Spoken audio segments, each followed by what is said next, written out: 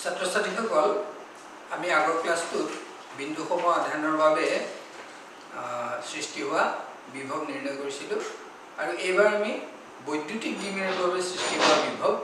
নিৰ্ণয় কৰোঁ। কোনো বিন্দুত বিভৱ নিৰ্ণয় কৰোঁ। বৈদ্যুতিক দ্বিমেৰুৰ বাবে সৃষ্টি হোৱা বিভৱ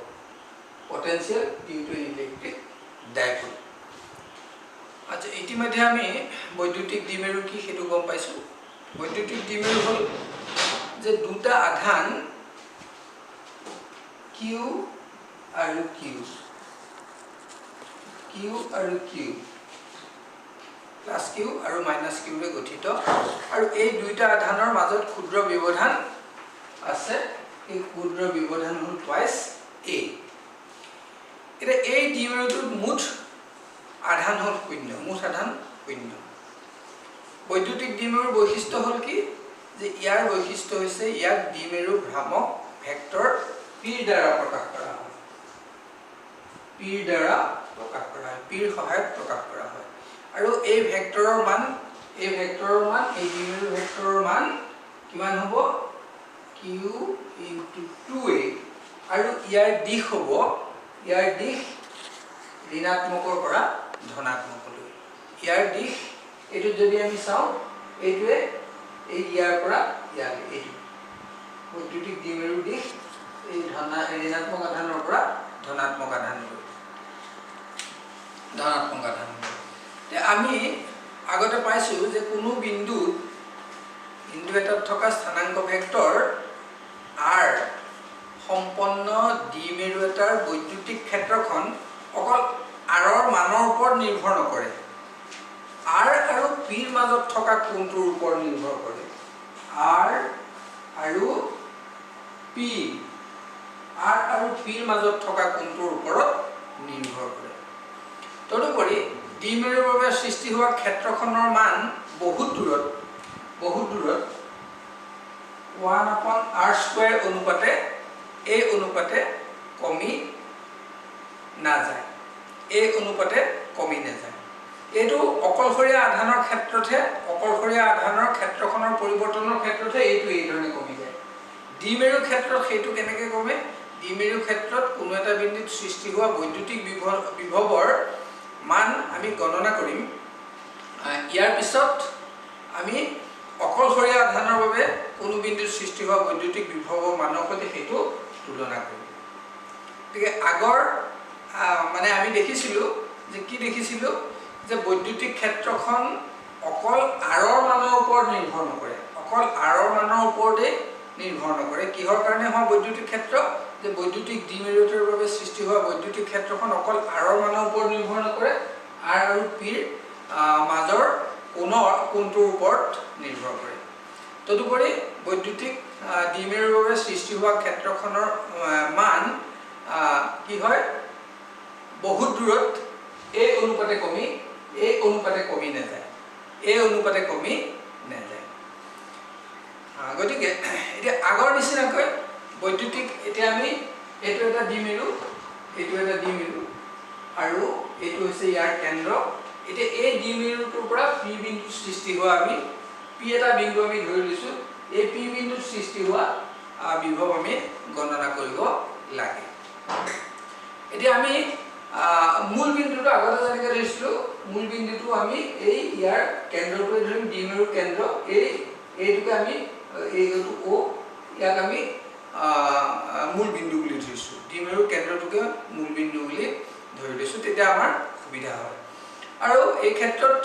বৈদ্যুতিক ক্ষেত্ৰৰ যেনেকৈ সমাৰোপণৰ নীতি মানি চলে, বিভৱ আৰু সমাৰোপণৰ নীতি মানি চলে। বিভৱ আৰু ক্ষেত্ৰ এখনে কৰা কাৰ্যৰ মাজত যিহেতু সম্পৰ্ক আছে, স্থিতিবৈদ্যুতিক বিভৱ ৰাশিটো এই সমাৰোপণৰ নীতি মানি চলিব। গতিকে দ্বিমেৰু এটাৰ বাবে সৃষ্টি হোৱা কোনো বিন্দুত সৃষ্টি হোৱা বিভৱ হ'ল প্ৰতিটো আধানৰ বাবে, প্ৰতিটো আধান মানে এই এইটোৰ বাবেও আৰু এইটোৰ বাবেও প্ৰতিটো আধানৰ বাবে সৃষ্টি হোৱা বিভৱৰ মুঠ যোগফলৰ সমান হয়। গতিকে আমি চাওঁ এতিয়া এই ইয়াৰ বাবে সৃষ্টি হোৱা বিভৱ, ইয়াৰ বাবে পি বিন্দুত সৃষ্টি হোৱা বিভৱ কিমান হ'ব সেইটো আমি যদি আমি v প্লাস বুলি ধৰি লওঁ তেতিয়া হলে কি হ'ব 1/4 pi epsilon not q by r1 q by r1 আৰু এইটোৰ বাবে সৃষ্টি হোৱা এইটো আধানৰ বাবে সৃষ্টি হোৱা এই আধানৰ মাইনাস q আধানৰ বাবে সৃষ্টি হোৱা p বিন্দুত সৃষ্টি হোৱা বিভৱ হ'ব যদি আমি v মাইনাস বুলি ধৰো তেতিয়া হলে এইটো 1/4 pi epsilon not q by r2 q by r2 গতিকে p বিন্দুত এই দুইটা আধানৰ বাবে সৃষ্টি হোৱা মুঠ বিভৱ হ'ব v equal to v plus minus v minus equal to এই দুইটা এইটো কমন আছে গতিকে এইটো কমন আছে আৰু q2 কমন আছে আমি এতিয়া q2 কমন নলওঁ q upon r1 minus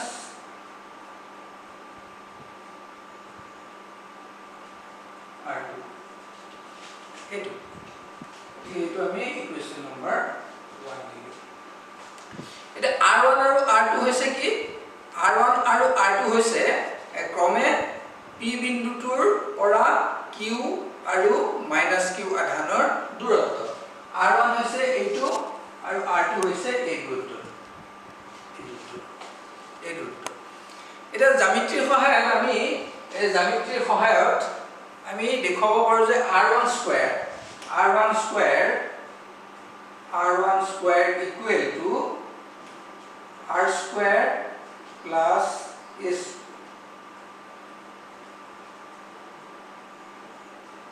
r square plus a square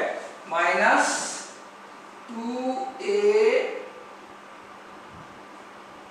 r cos theta 2ar cos theta আৰু r2 square equal to r square যোগ a square plus 2ar cos theta 2ar cos theta এই দুটা আমি equation number 2 দিলো এতিয়া এই দূৰত্বটো যদি এই আৰৰ তুলনাত বহু সৰু হয় a বা a তুলনাত r দূৰত্বটো যদি বহুত ডাঙৰ হয় অৰ্থাৎ if r is very greater than a সেই ক্ষেত্ৰত আমি কি কৰিব পাৰো a upon r এই ৰাশিটো বহুত সৰু হৈ যাব গতিকে ইয়াৰ আমি মানে পিছৰ পদসমূহ আমি বিবেচনা নকৰো মানে ইয়াৰ বৰ্গ ঘন এই ৰাশিটোৰ বৰ্গ ঘন সেই বিলাক আমি বিবেচনা নকৰো কিয়নো এইটো বহুত সৰু হলে ইয়াৰ তুলনাত ইয়াৰ অনুপাতটো আৰু সৰু হৈ যাব গতিকে বৰ্গ ঘনটো আৰু সৰু হৈ যাব সেইকাৰণে আমি অকল এই ৰাশিটো বিবেচনা কৰিম বাকি a square by r square a cube by r cube এই ধৰণৰ বিলাক আমি বিবেচনা নকৰো এই ৰাশি বিলাক বিবেচনা নকৰো আমি ইয়াৰ পৰা এনেকৈ লিখিব পাৰো গতিকে ইয়াৰ পৰা আমি r1 square এইটোৰ পৰা r1 square ইয়াত আমি r square টো কমন লৈ ললো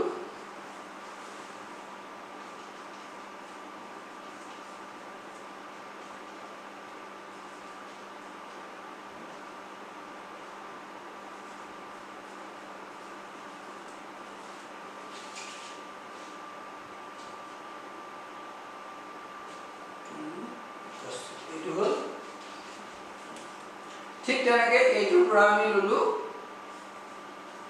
r2 square equal to r square 1 plus a square r square plus 2a by r cos theta গতিকে এই দুটা টার্ম যেহেতু নিচে সৰু হ'ব গতিকে এই দুটা আমি নধৰো গতিকে তেতিয়া হলে এইটো হ'বগে তেতিয়া হলে এই ৰাশিটো হ'ব r1 square equal to r square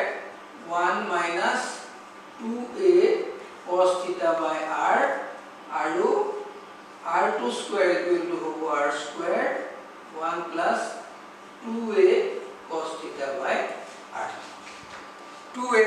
cos theta by r পাম গতিকে এই দুটা আমি ইকুয়েশন নাম্বার 3 এতিয়া আমি এই 3 নম্বৰ ইকুয়েশনৰ পৰা r1 equation number 3 from equation number 3 r1 equal to kiman pam r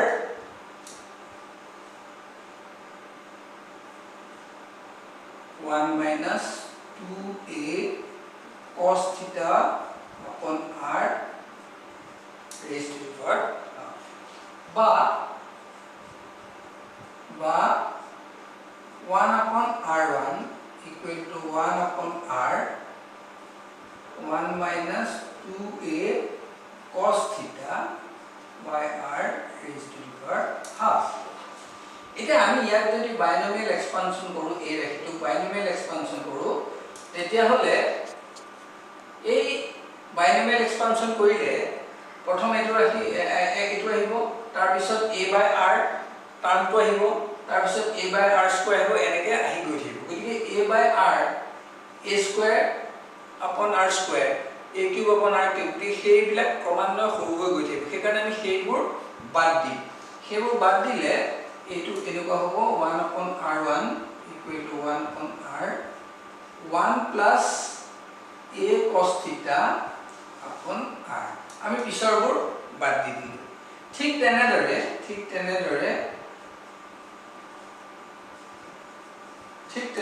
similarly 1 upon r2 equal to 1 upon r 1 minus a cos theta upon r so these are equation number 4 equation number 4 গতিকে এতিয়া আমি ইয়াত a 1 upon r আৰু 1 upon r2 এই value গিটা ইয়াত put কৰি দিও তেতিয়া আমি ইকুয়েশন নাম্বাৰ যদি আমি পুট কৰো তেতিয়া হলে v equal to হবো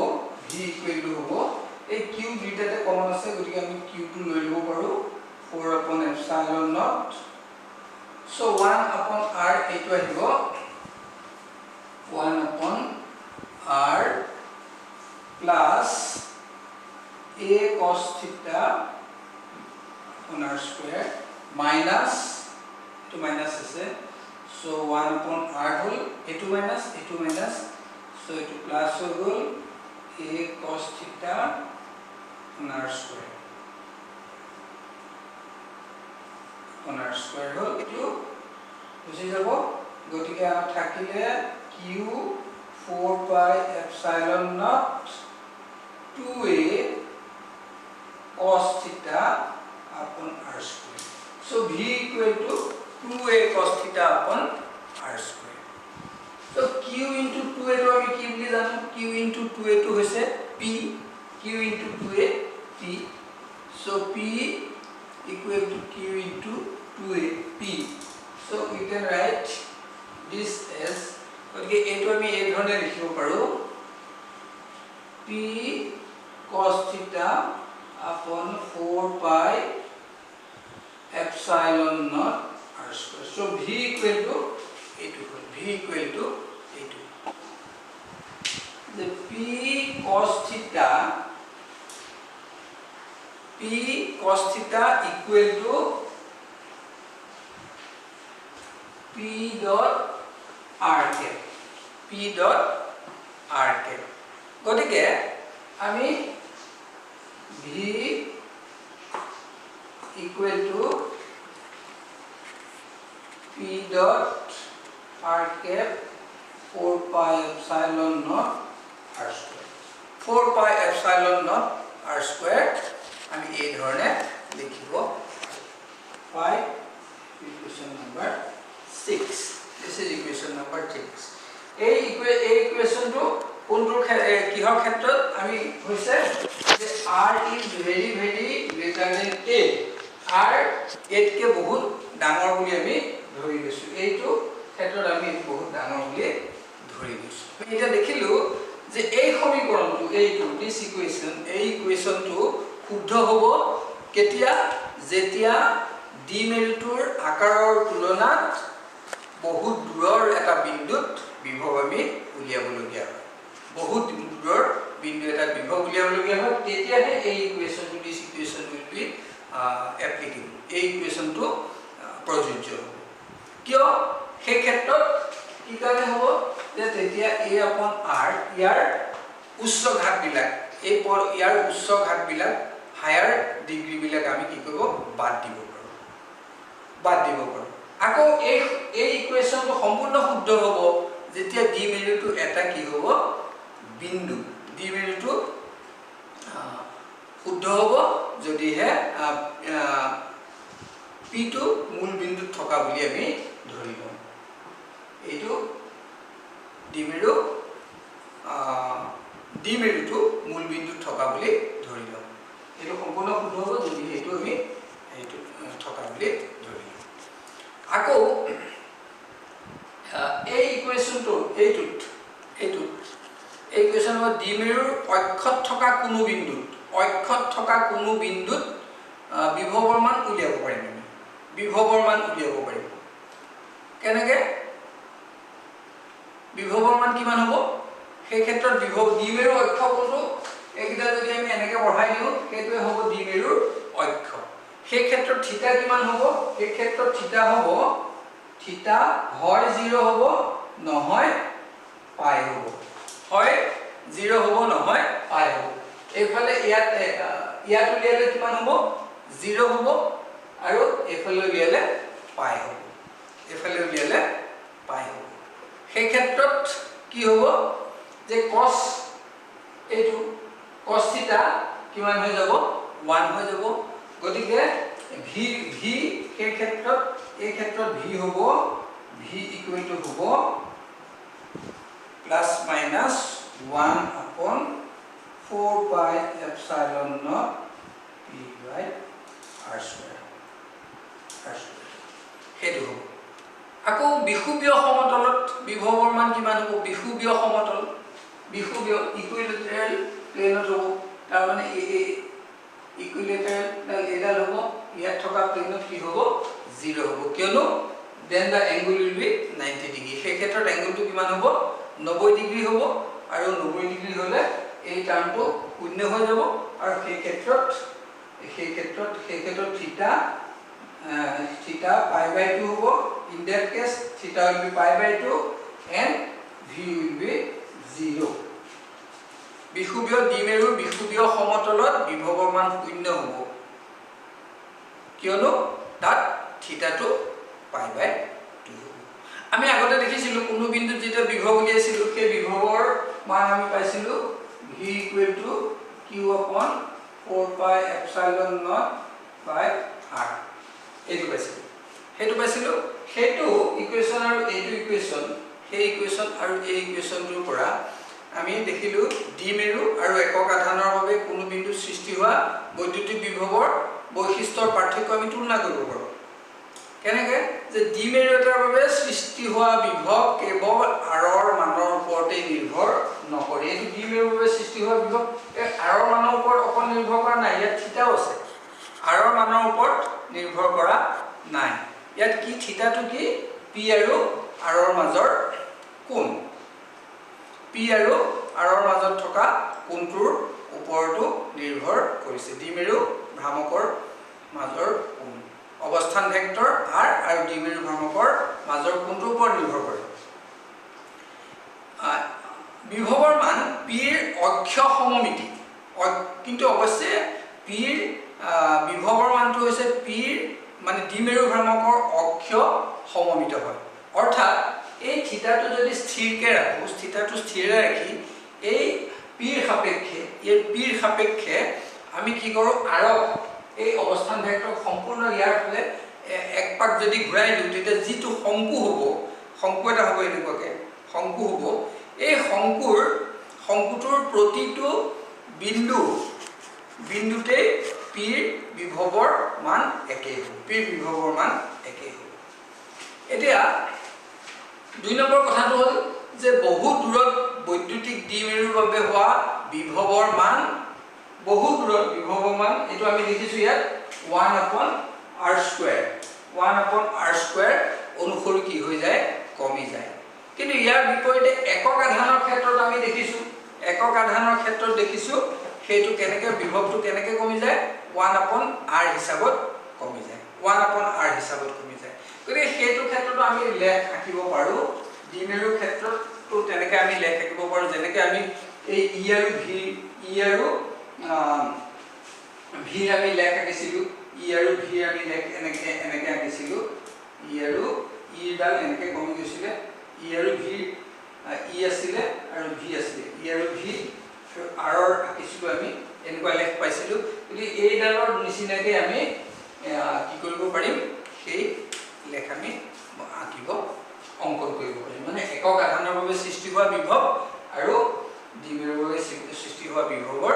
আৰৰ লগত কেনেকৈ পৰিৱৰ্তন হয় সেই আমি লেখ আঁকিব